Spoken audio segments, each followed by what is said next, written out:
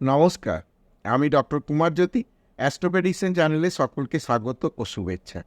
আজকের আলোচনার বিষয় 1 মে বৃহস্পতির যে রাশি সঞ্চার হচ্ছে, সেই রাশি সঞ্চারের ফলে মিথুন লগ্ন, মিথুন রাশির জাতক জাতিকাদের কী ধরনের ফল আসবে, অর্থাৎ ফলটা কতটা শুভ হবে বা কতটা অশুভ হবে, সেই বিষয়ে আমি আলোচনা করব।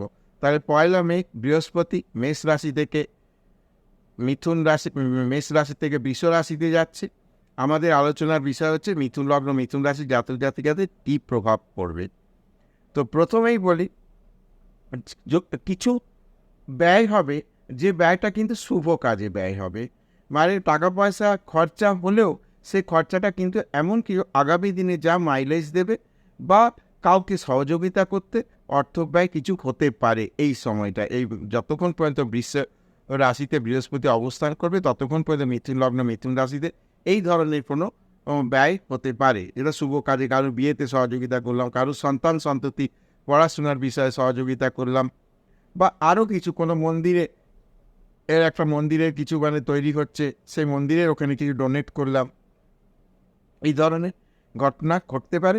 তাহলে এই ধরনের ঘটনা ঘটতে গেলে আমাকে তো অর্থ রোজগারের জায়গাটাও আমার সেরকম হতে হবে। তো আমরা এখন দেখে নেব যে মিথুন লগ্ন, মিথুন রাশি জাতক জাতিকাদের কী ধরনের বিষয়টা। তাহলে আমরা দেখতে পাচ্ছি যে 4th হাউসে, অর্থাৎ চতুর্থ স্থানে বৃহস্পতি দৃষ্টি দেবে মিথুন লগ্ন, মিথুন রাশির চতুর্থ, অর্থাৎ কন্যা রাশিতে দৃষ্টি দেবে।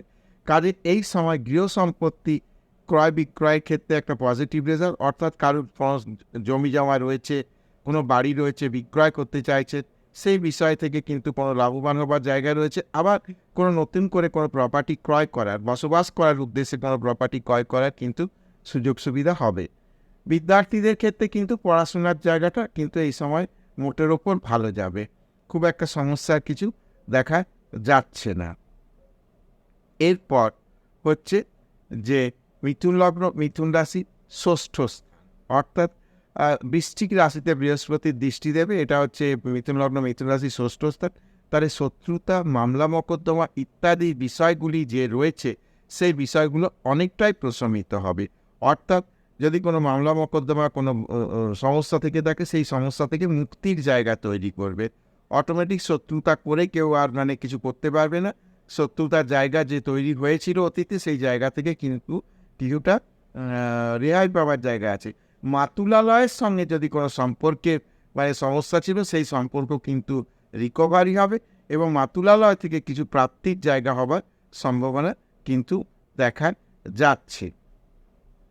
এরপর হচ্ছে কি, বৃহস্পতি বৃশ্চিক রাশিতে দৃষ্টি দিল, এরপর বৃহস্পতি মকর রাশিতে দৃষ্টি দেবে। মকর রাশি হচ্ছে মিথুন লগ্নের অষ্টম স্থান। তাহলে আয়ু সংক্রান্ত বিষয় বা শারীরিক কোনো সমস্যা বা কোনো গুপ্ত জায়গা থেকে কিছু প্রাপ্তি, এইসব বিষয়গুলোকে কিন্তু পজিটিভ রেজাল্ট দেবে। অর্থাৎ শরীরে কোনো সমস্যা, কোনো চিকিৎসা সংক্রান্ত সমস্যা, এইসব বিষয়গুলোকে পজিটিভ রেজাল্ট আসবে এবং কোনো গুপ্ত জায়গা থেকে অর্থনৈতিক বিষয় কিছু লাভবান হবার জায়গা লক্ষ্য করা যাচ্ছে। এবং এরপর কী ধরনের ব্যবসা বাণিজ্যে এই সময় লাভবান হবে মিথুন লগ্ন, মিথুন রাশি জাতক জাতিকাদের, সেটা আমি একটু সংক্ষিপ্ত বলার চেষ্টা করছি। যেমন মেডিসিন, ওষুধের ব্যবসা, রাসায়নিক কোনো জিনিসের ব্যবসা, রিয়েল এস্টেটের ব্যবসা, কোনো কারোর ফিটনেস সেন্টার রয়েছে, ও যোগা শেখাচ্ছে বা জিম রয়েছে, ইত্যাদি বিষয় পজিটিভ। স্পোর্টস মেটেরিয়ালের ব্যবসা বাণিজ্য যদি রয়েছে, যাদের ক্ষেত্রে তাদের পজিটিভ রেজাল্ট আসবে। ইলেকট্রিক বা ইলেকট্রনিক্স জিনিসপত্রের ব্যবসা বাণিজ্য যারা করে, তাদের মোটামুটি ভালো যাবে। যারা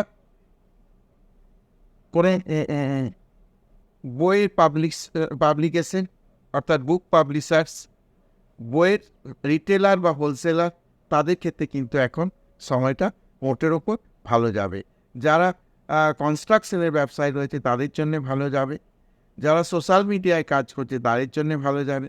যারা ফিল্ম লাইনে রয়েছে, সিরিয়াল অভিনয় করছে বা সিরিয়াল বানাচ্ছে, কোনো সিনেমা তৈরি করছে ইত্যাদি বিষয়, যারা ক্যামেরার সঙ্গে যুক্ত কাজ করছে, তাদের জন্য ভালো। সোশ্যাল মিডিয়াতে যারা কাজ করছে প্ল্যাটফর্মে, তাদের জন্য ভালো। অর্থাৎ ইউটিউবে ভিডিও বানাচ্ছে, যে পোস্ট করছে, তাদের ক্ষেত্রে কিন্তু এই সময় কিন্তু গ্রোথ নেবার জায়গা আছে। শিক্ষা সংক্রান্ত যে কোনো বিষয়, অর্থাৎ কেউ যে টিউটোরিয়াল হোম করছে বা কোচিং সেন্টার করেছে ছোট বা বড় আকারে, তাদের জন্য এখন কিন্তু সময়টা ভালো। প্রকাশনা সংস্থার জন্য সময় ভালো। ই লার্নিং প্ল্যাটফর্ম এই সময়তে মানে ভালো রেজাল্ট দেবে। পর্যটনের সঙ্গে যুক্ত, অর্থাৎ কোনো ট্যুর ট্রাভেলের আয়োজন করে, বেড়াতে নিয়ে যাচ্ছে, সেই ধরনের যারা কারবার করছে তাদের জন্য ভালো। যারা ক্যাটারিং বিজনেস করছে তাদের জন্য ভালো। যারা কোনো কনসালটেন্সি ধরনের কাজ করছে, ইভেন্ট ম্যানেজমেন্টের কাজ করতে, তাদের জন্য কিন্তু এখন সময়টা ভালো যাবে। এমনকি যারা সোনার উপর বিভিন্ন ধাতু নিয়ে কাজ, অর্থাৎ সোনার বিশেষত সোনার উপর ব্যবসা করে, তাদের জন্য এখন সময়টা মোটের উপর ভালো। তো আজকের আলোচনা এই পর্যন্ত। আশা করছি ভিডিওটা ভালো লাগবে। যদি ভিডিওটি ভালো লাগে তাহলে অবশ্যই চ্যানেলটাকে সাবস্ক্রাইব করবে, শেয়ার করবে এবং আমার সঙ্গে জুড়ে থাকবে।